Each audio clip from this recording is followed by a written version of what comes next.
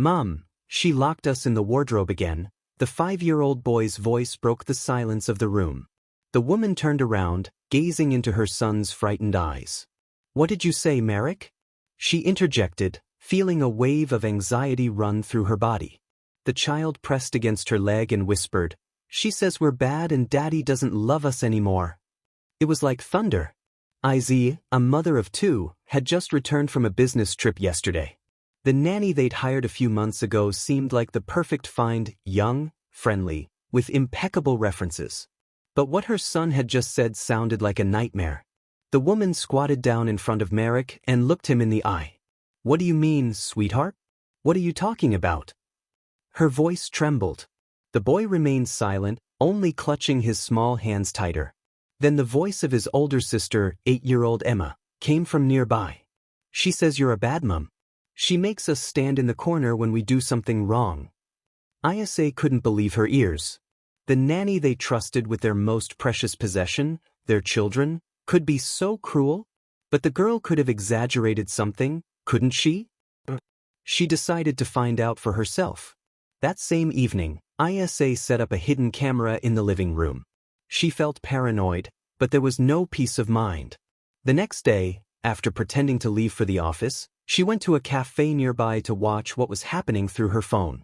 Everything she saw on the screen made her blood run cold. The nanny was friendly and smiling as usual while the children ate breakfast. But after a while, her face changed. She abruptly put the plates away and looked at Emma, frowning. You're misbehaving. Get up in the corner. Her voice was cold and harsh. Emma, lowering her head, headed for the wall. And don't move until I tell you to. You must learn to respect your elders. Isa couldn't believe her eyes. But that was just the beginning. Half an hour later, the nanny called the children into the bedroom, where she made them sit in the wardrobe. If you make any noise, I'll tell your mum you've been misbehaving and she'll send you to boarding school. Is that what you want? Her words sounded like a threat. Tears were streaming down Isa's face. She wanted to run into the house, grab her children and get rid of this woman forever. But something stopped her. She wanted to know everything. What else was behind that sweet smile? Later, she watched footage from a few more days. With each frame, her horror only increased. Not only was the nanny morally degrading the children, but she was manipulating their fears. She was telling them that their mother didn't love them and their father had left because they were bad. On the third day, Isa couldn't take it anymore. She stormed into the house where the nanny, not expecting her arrival, froze in place. What do you think you're doing? Isa literally screamed, tearing off the mask of false virtue on her. But instead of fear, something else appeared on the woman's face, a predatory grin. You don't realize what you're doing. I have secrets of my own, and I won't let you ruin my life. Nanny straightened, her face changing dramatically. Gone was the usual cuteness, replaced by a predatory expression that made Isa's insides flip. You think I just came to work here for no reason? Her voice was calm, but filled with cold menace. Isa froze, unable to believe what was happening. What do you mean? Who are you? She hissed, trying to keep herself on edge, though her hands clenched into fists. Who am I? Nanny grinned, as if it were the stupidest question in the world. Let's put it this way. You don't want to ruin your life, and I don't want to ruin mine. So we'll make a deal. Deal? Isa's voice trembled. She felt the ground beneath her feet leaving. You tortured my children, lied to them, made them afraid. And after all that, you want to negotiate. But Nanny didn't seem to be afraid at all. On the contrary, she moved closer, her voice quieter, almost intimate. You shouldn't go that far. I have records that I assure you don't want to see in public. Do you know what I mean? Isa tensed. What records? Her voice sounded harsh, but inside everything clenched with fear.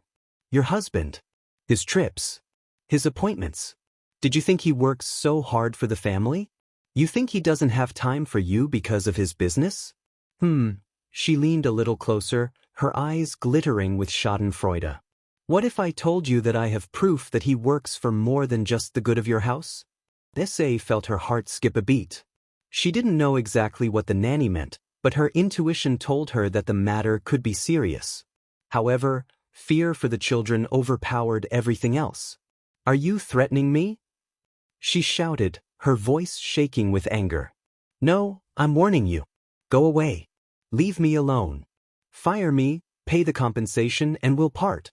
Otherwise..." "Otherwise what?" I interrupted, but the nanny only smiled predatorily and headed for the exit. "Think as you wish. But if you want a war, it will be a dirty one. And I warn you, the losing side won't be me." SA stood in the middle of the living room, gritting her teeth. Her mind was swarming with thoughts. What were those notes? What secrets was her husband hiding? And how could she let this woman into her home? But one thing was clear. She wasn't going to let this lying, cruel woman just walk away. Not only was her peace of mind at stake, but also the future of her children. "We're not done yet," SA whispered under her breath. "We'll see who's who." That same evening, as soon as the children were asleep, Isa locked herself in her bedroom and began to analyze everything that had happened over the last few months. Her suspicions began to form a picture. The nanny had turned up at too good a time. Her references were almost perfect, too perfect. She was younger and prettier than most of the candidates, but somehow too interested in their family specifically. SA had made a decision to find out everything. And to do that, she needed not only a plan, but someone who could help. She dialed the number of her old friend, the detective. "I want to know everything about her," she said into the receiver, her voice firm. "Who she is, where she's from, and what she's really hiding." "Are you sure? It could be expensive, and it's not a given that you'll like what you find out." "I don't care. I have to know the truth. For the children's sake." But Isa didn't yet know that the truth would turn out to be more shocking than she could have imagined. The next day, Isa felt like she was standing on the brink of an abyss. While the children were at school, she reviewed the camera footage again. Everything she saw only strengthened her resolve. Not only was the nanny humiliating and frightening the children, but she was also using their fear to completely control them. An hour later, the phone rang. It was the detective. "I have the first results," he said, his voice sounding serious. SA clutched at the phone, feeling the tension roll in with a new wave. "Your nanny isn't at all who she says she is. She used fake references. The real Laura Prabilski, who was supposed to work for you, was forced by someone to turn down the position. And your nanny is actually Marta Solska. She's been named in several lawsuits involving fraud and blackmail." SA froze. Her heart pounded frantically. "Blackmail? In what way?" "She's set up in families where there are weaknesses. Some have marital problems, some have children. She finds vulnerabilities and exploits them. In a few cases, she blackmailed wives by threatening to reveal to their husbands affairs that she herself had staged. In others, she's manipulated husbands into questionable behavior. If I understand correctly, in your case she's playing on the fact that your husband is, shall we say, not entirely clean with you." Essie gripped the phone so tightly her fingers turned white. "What do you mean? You mean she has proof of something?" "Probably. But I can't say for sure yet. I need more time to verify what she might actually know. One more thing, be careful. These people don't play by the rules." When the call ended, Isa sat on the couch in a complete daze. Her thoughts were racing erratically. If Martha is a con artist, why would she want this job? Why had she chosen their family in particular? And most importantly, what secret was her husband hiding? But there was no time to ponder. We had to act. In the evening, when the children had already gone to bed, Isa decided on a direct confrontation. She called the nanny into the living room. The woman entered with her usual fake smile, but her gaze was wary. "Sit down," Isa said sharply, pointing to the couch. "Is something wrong?" Nanny tried to sound innocent, but there was a note of alarm in her voice. "You know what's wrong. Who are you really?" Martha froze, but only for a moment. Then she laughed, leaning back on the back of the couch. "Oh, there you go. You're starting to dig already? Well, congratulations. You've made it to my shadow. But are you sure you're ready to see it fully?"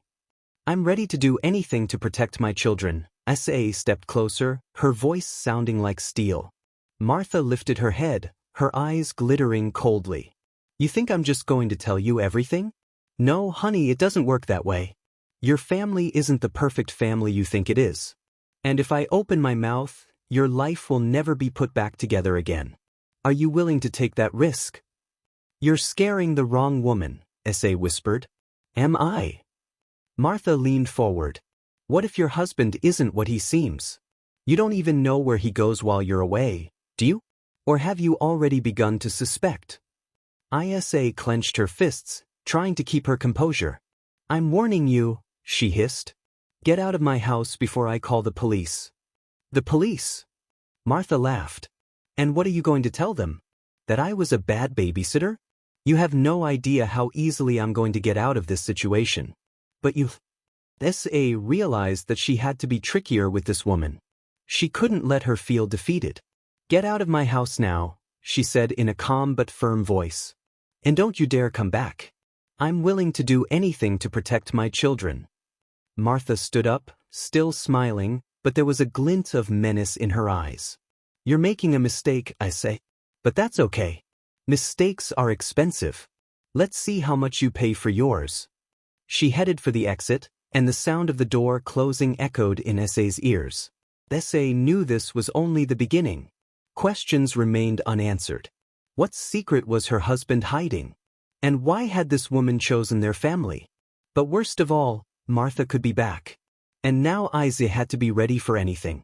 After Martha left, it felt as if the house had been imbued with her sinister energy.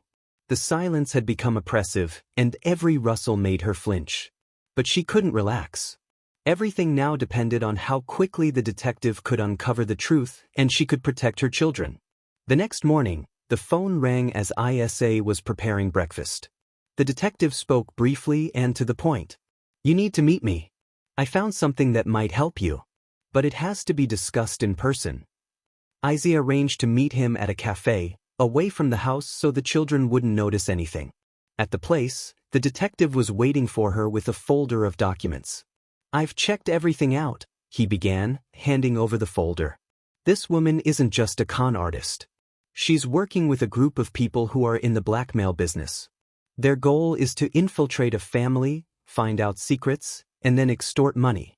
Sometimes they don't stop there. Isa opened the folder. There were pictures of Martha with various people, some of whom looked downright suspicious. They target rich or powerful people. But more interestingly, the detective continued, I managed to find something about your husband. S.A. tensed, feeling her heart begin to beat faster. He's actually been involved in matters in the past that are best kept secret. It involves business, maybe even something illegal. And it seems Martha knew about it. She didn't just come to work, she came to blackmail him. But apparently decided to use you, too, to increase the pressure. Isa felt everything turn upside down inside. You mean my husband? He probably paid her. Or was going to pay her. But something went wrong, and now she's switched to you. Isa closed the folder and raised her eyes to the detective. What am I supposed to do now? If she comes back? Or if she decides to tell me everything? We have time, he said. I can help get her out in the open. But it will take time and your involvement. Back at home, Isa couldn't find a place to go. All day she tried to act normal so the children wouldn't notice her anxiety. But in the evening, when they had gone to bed, she ventured to have a frank conversation with her husband. Tomasz, she began as they sat down in the kitchen. We need to talk. Her husband looked up from his laptop where he was looking through some reports. Is something wrong? You know what I mean. I found out all about Martha. He froze, then swallowed nervously. What exactly did you find out? That she wasn't who she said she was. That she didn't come to our house by accident. And that she has something on you. Tomasz slowly set the laptop aside. His face grew grim. Isa, you don't understand. So explain it to me, Tomasz. What did she know? Why she could use you? It was a long time ago, he began, sighing. One of my businesses, it wasn't entirely legitimate. I made mistakes, but that's in the past. And now, it looks like someone decided to use it to get the money out. Isa felt anger and frustration. You knew who she was and you still let her around our children? I thought I could control the situation. I didn't want you to find out. I was trying to protect you and the children. Protect? She rose from the table, holding back tears. You put us at risk, Tomasz. If I hadn't found out, she would have continued to manipulate us, ruining everything. Tomasz was silent. His gaze was full of guilt, but his excuses didn't sound convincing. That night, Isa couldn't sleep. She realized that she could no longer rely on her husband. Now she had to act on her own. The next morning she called the detective. I'm ready. Tell me what needs to be done. For starters, let's trap her, he replied. Sa knew it was risky, but she had no other choice. She had to get rid of this woman once and for all. The next day, Isa and the detective sprang into action. The plan was simple but required perfect coordination. Isa had to provoke Martha, make her feel the family was cornered, and then catch her with evidence of blackmail. To start, Isa texted Martha a message. You win. We need to meet. I'm willing to pay you to leave us alone. The reply came almost immediately. Smart decision. Tomorrow at noon. You know where to find me. Isa felt everything turn upside down inside. But she had no time for fear. She called the detective back, and they went over every detail of how to proceed. The next day came. Isa arrived at the meeting place, a small, secluded restaurant outside the city. Martha was already waiting for her at a table in the corner, with the same fake smile that had once seemed friendly. I knew you'd realize sooner or later that it was useless to resist, she said as Sa sat down across from her. Sa pretended to be nervous. She lowered her gaze and replied, You win. I don't want my children to suffer. Tell me how much you want. Martha looked at her studiedly. Oh, honey, money is just a tool. I want more. What do you mean? Sa looked up at her, feigning confusion. Martha smirked as if savoring the moment. I want your husband to forget his ambitions forever. Have him sell his business. And you will all go away. Somewhere far away. I'll give you lists of buyers who will take his assets for a ridiculous amount of money. That or I'll pass the information on. You know what happens next. You're crazy, Isa whispered, but immediately faltered, reminding herself that she had to play by the script. No, dear, you're the one who is now realizing how the world works. Martha leaned closer. So? What's your solution? Isa hesitated for a moment, then nodded, showing she was ready to agree. Fine, Martha said, leaning back in her chair. Then we'll sign the papers tomorrow. In the meantime, I want to see that you're really ready to hold up your end of the bargain. Sa felt her palms sweat. This was a tipping point. She averted her gaze as if looking for something in her bag and fumbled for the button of a voice recorder hidden among her belongings. What documents? What are you talking about? She asked, trying to sound confused.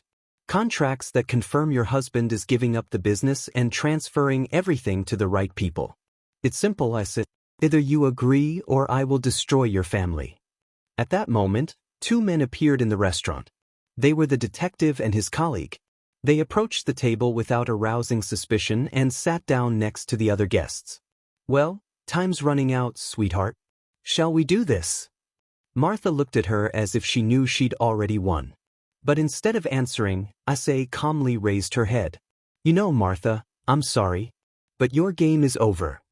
Martha froze and then, seeing the detective, quickly jumped up. What are you doing? You're out of your mind. You're the one who's gone too far, the detective said, getting up from the table. We have everything. Records, photographs, statements. Did you think no one would ever find out who you really are? You won't prove anything. Martha shouted, but her face had already lost all self-confidence. Oh, we will, Isa added, standing up. You picked the wrong family for your games. A few hours later, Martha was taken into custody by the police.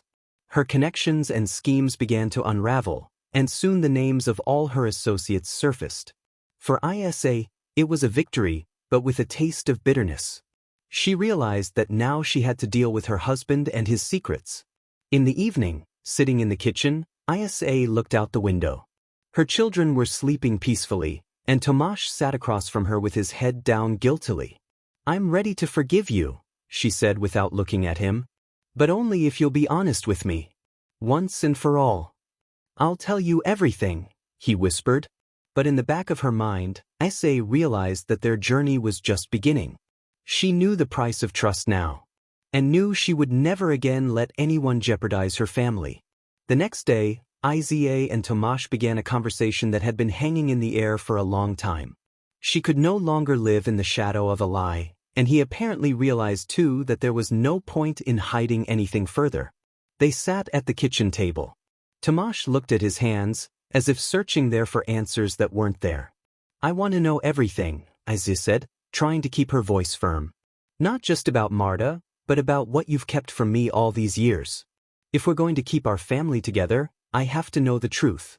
Tomasz sighed as if preparing to jump off a cliff. "All right," he began. "I'll tell you everything. But, Iza, I beg you, just give me a chance." She nodded silently. "It started before we even met," he continued.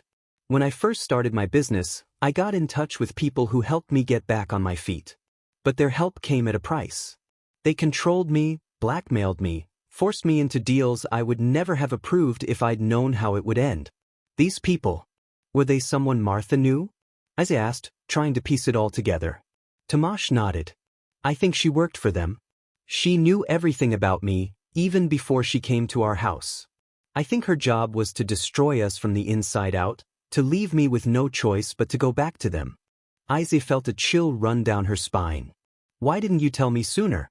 Her voice was full of reproach. "You knew they might come back. You knew you were putting us in danger." Tomasz lowered his head. "I wanted to protect you. I thought if I didn't talk about it, it would just go away. But I was wrong." Tia was silent for a long time, pondering his words. Everything she'd learnt in the last few days had turned her world upside down. She wanted to scream, to be angry, to blame, but something held her back. Perhaps her love for this man, despite everything. Perhaps a sense of duty to her children. "We'll do this," she finally said. "You cut all ties with these people. Completely. I don't know how you're going to do it, but you have to get them out of our lives. I'll try to help you. But only if you're honest with me. Once and for all." Tomasz looked at her hopefully. "I promise, Iza. This time it will be different." The following weeks passed in busy work. Tomasz began to tear up contracts, reneging on deals that tied him to the past. It wasn't easy. The people he had once associated with were not going to let him go without a fight. One evening, when the children were already asleep, Iza noticed that Tomasz looked depressed. "What's wrong?" she asked. He was silent for a few seconds, then replied, "I've been threatened. They said if I don't fulfill their conditions, they will publish everything they know about me. It would destroy not only my business, but our family as well." Say felt her heart sink. But she didn't let fear take over. "We'll get through this," she said firmly. "We've already survived Martha. We'll get through this." But in truth, she realized that the situation was more serious than it looked. She needed to come up with a plan that would protect her family. Isa turned to the detective again. "We need more information about those behind Tomasz," she said. "I won't stop until I know who they are and how to stop them." The detective nodded. "That won't be easy. But I'll do my best." A few days later, the detective got in touch again. His news was like a bomb. "These people, they're not just small-time crooks. They're connected to a major criminal gang that deals in blackmail, extortion, and even money laundering.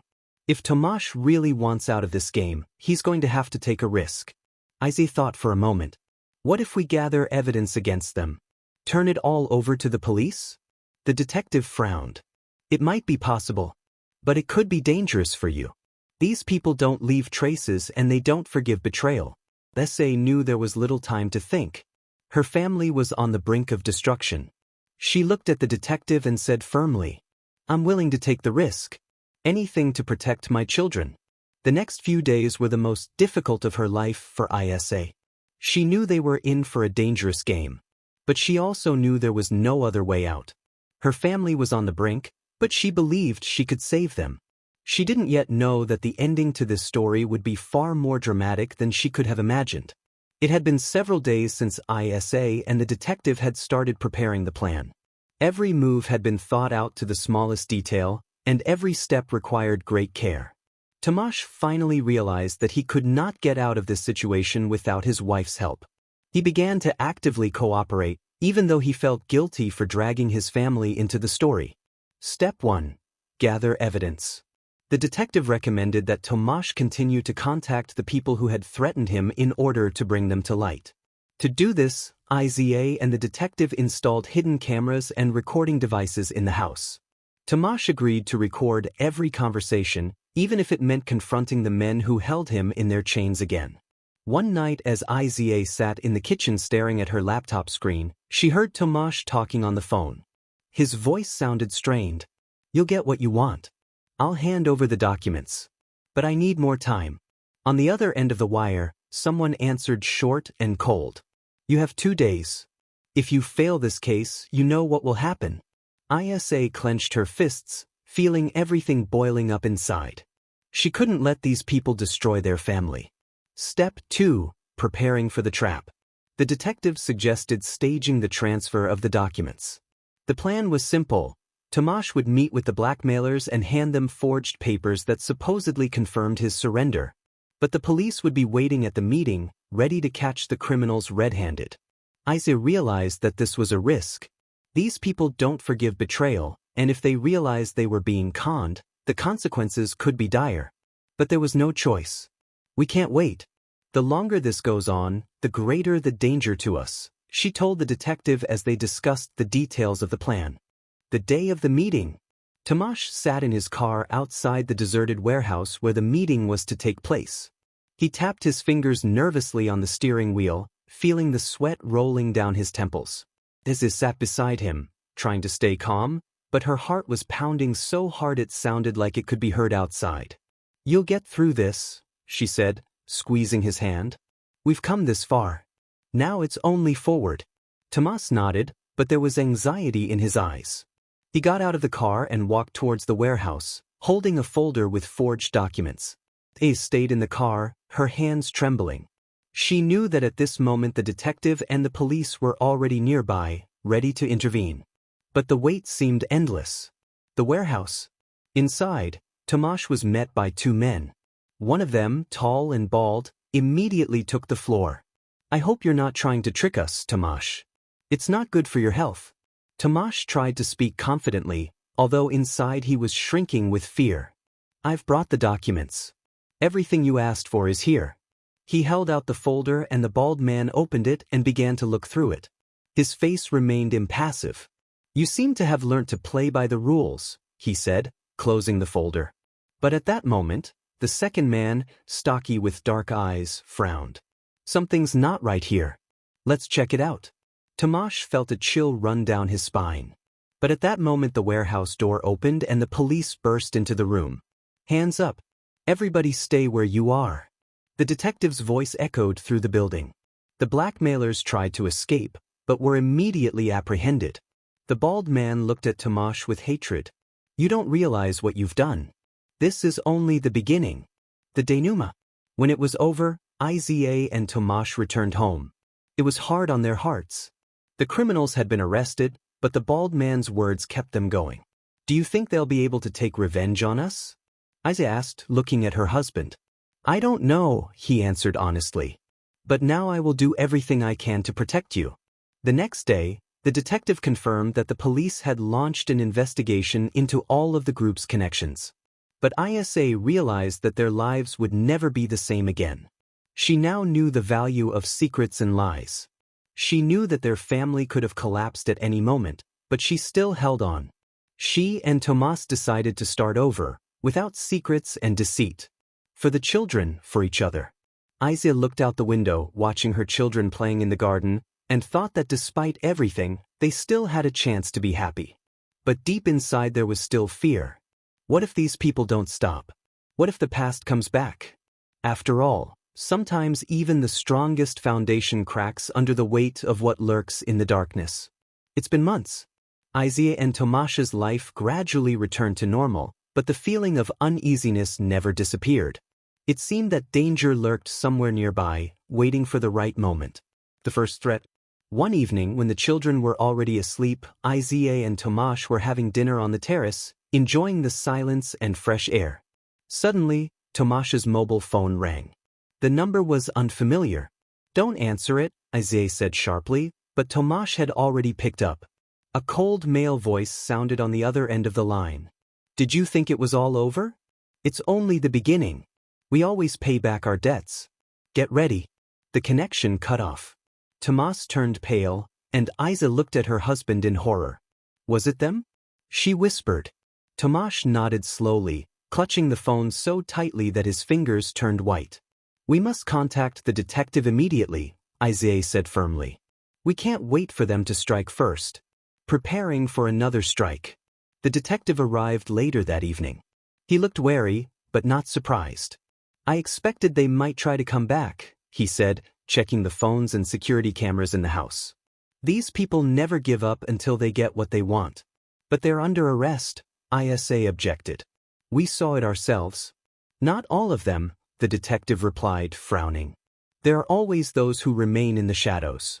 They may be working for a different boss, but their goal is the same, to make Tomasz pay." Tomasz remained silent with his head down. Isa could see him sinking back into guilt, but she wasn't about to let it destroy their family. "What are we going to do now?" she asked firmly. "How can we stop them?" "I'll beef up security, put people on surveillance," the detective replied. "But you need to be prepared for anything. These people are dangerous, especially when they lose control." A few days later, Isa received an anonymous letter. It was lying right outside the door of their house. Inside was a picture of her children playing in the schoolyard and a short note. "You can't hide. We're watching." Isa's hands trembled as she held the leaf.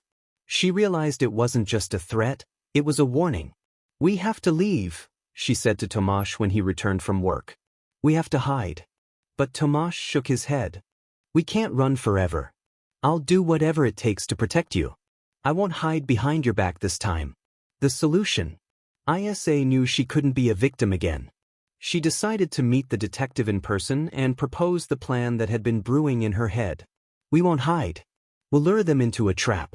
This time they will learn what it means to be hunters who have become prey." The detective looked at her for a long time, assessing her resolve. "It's dangerous," he said. "But if we do it right, it could work." One last game. Isa and Tomasz pretended they were going to leave town for a few weeks, as if trying to hide from their pursuers. They left hints on social media about leaving and blocked all known numbers to create the illusion of helplessness. A detective and his team watched the house, ready to intervene at any moment. The wait seemed endless. But a week later, the alarm went off. Security cameras picked up movement on the property. "They're here," the detective said quietly into his walkie-talkie. "Attention all units. We've got a fight."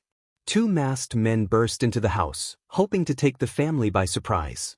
But instead of helpless victims, they were met by armed operatives. "Face down. On the ground," was the order, and the perpetrators were immediately rounded up.